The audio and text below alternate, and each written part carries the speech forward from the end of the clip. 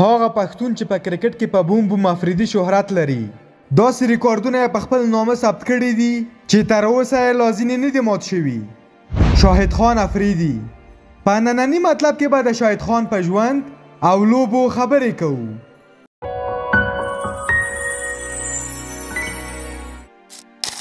محمد شاهد خان افریدي چې پوره نوم یې صاحبزاده محمد شاهد خان افریدی دی، د 1915 کال د مارچ په لومړۍ نیټه د کوهات په نوم د خیبر پښتونخوا په سیمه کې په یوه پښتني کورنۍ کې زیږېدلی دی.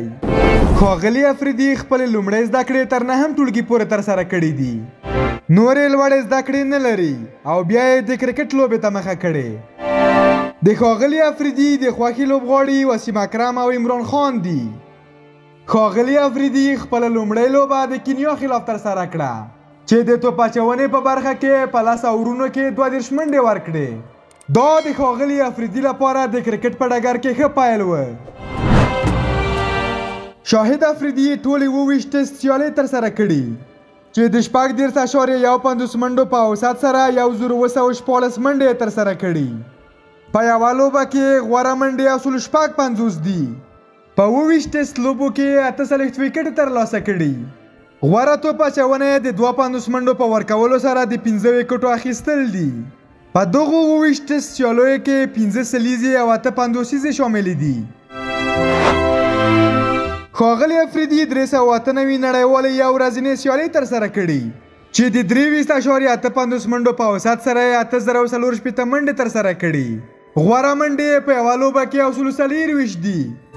په 398 نړیوالو یو ورځنیو سیالیو کې 9 پنځوسیزې او 6 سلیزې شاملې دي. په 398 نړیوالو یو ورځنیو سیالیو کې 395 ویکټې اخیستي.